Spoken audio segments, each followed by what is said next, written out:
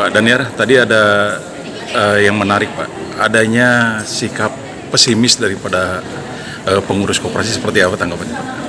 Ya, tentunya sikap pesimis ini harus kita rubah paradigmanya menjadi sikap optimis.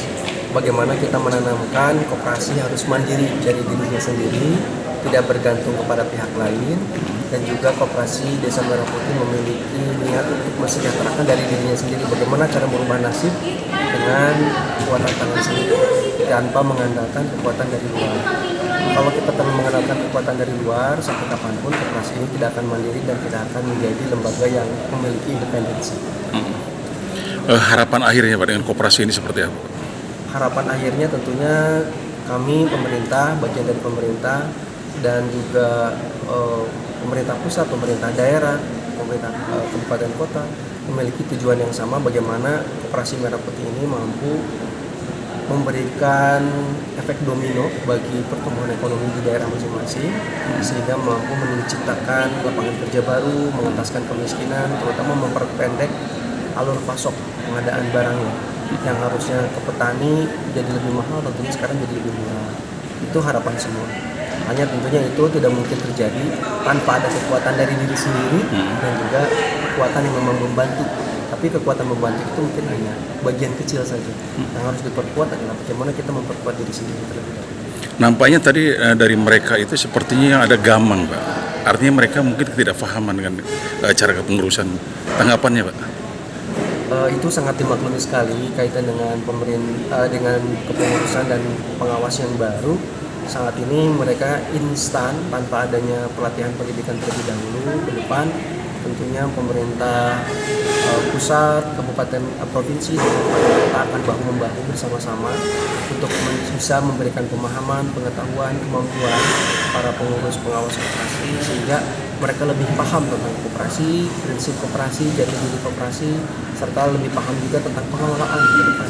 Bagaimana pengelolaan dilakukan secara profesional, secara mandiri, secara independen akan melahirkan keputusan-keputusan terbaik bagi pengembangan usaha koperasi ke depan. Baik, di Jawa Barat sendiri Pak, yang sudah siap itu berapa koperasi kira-kira Pak?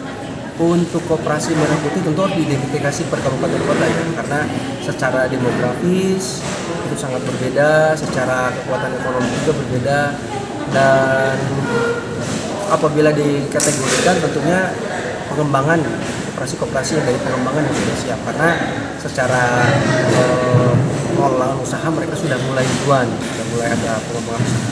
Dan kalau dipilah lagi lebih dalam, tentunya akan sangat selektif lagi. Tidak semuanya juga pengembangan bisa gitu ya. Karena kaitan dengan keberhasilan koperasi Merah Putih ini bukan hanya dari satu jenis usaha, harus ada minimal dari 6 usaha.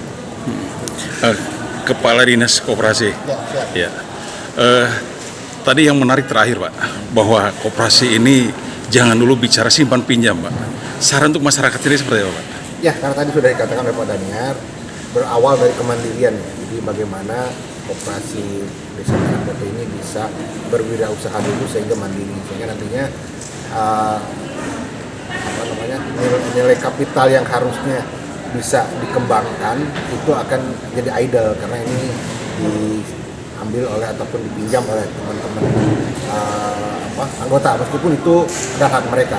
Tapi kita harapkan tadi 6 usaha dulu yang memang kita kemukakan, sehingga tadi ada sisi-sisi positifnya dapat dikatakan oleh Pak Kabid ya, ada penggerakan ekonomi, ada kemandirian, pengentasan kemiskinan seperti itu. Jadi tidak tersentral ataupun tertuju ke satu tujuan, yaitu simpan pinjam. Karena mungkin saja masyarakat pun sudah mempunyai simpan pinjam yang lain yang kita tidak harapkan. Koperasi Desa Merah Putih untuk nombokin simpan pinjam di tempat yang lain, sehingga tadi tujuan dari koperasi itu sendiri tidak tercapai, yaitu tadi pengentasan kemiskinan. Akhirnya kita coba menombokin simpanan-simpanannya atau pinjaman-pinjaman yang di tempat yang lain seperti itu. Jadi kita harapkan di luar itu dulu simpan pinjam.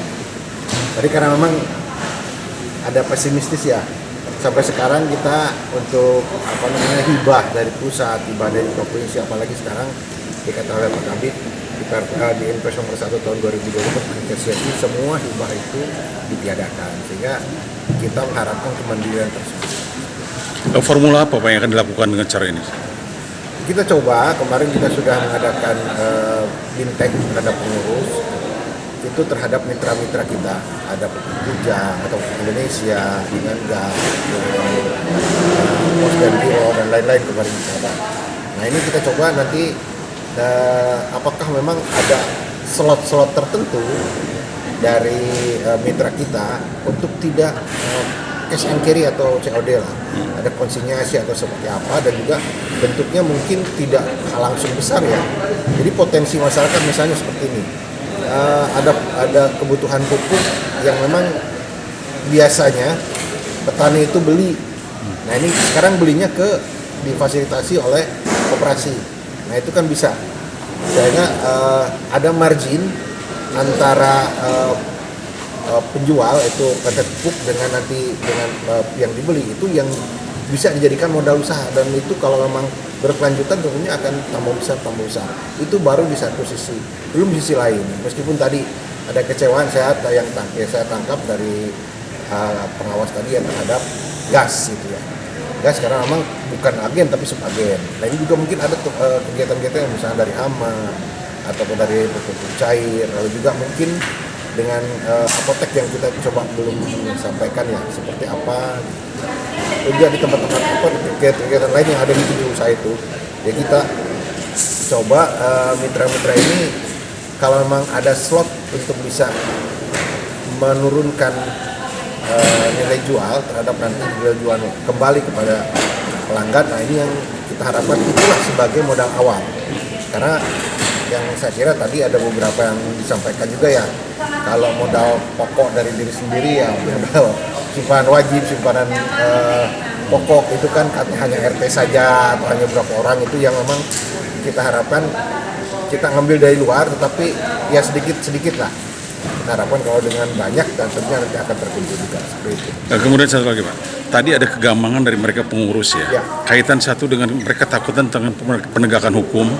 Ya, kemudian juga rasa keinginan untuk mengurus koperasi itu. Saran dan pesannya seperti apa Pak? Ya, kalau tadi dikatakan oleh Pak Kabin juga yang dengan APH tadi, kalau sudah dengan penegakan hukum berarti ada dana-dana desa atau dana-dana negara yang dipakai. Itu maksudnya pidana. Tetapi kalau dana-dana yang dari mereka itu maksudnya perdata. Nah ini yang kita harapkan, kegiatan-kegiatan bukan kita mengharuskan ya. Nah ini kalau dilihat dari tingkat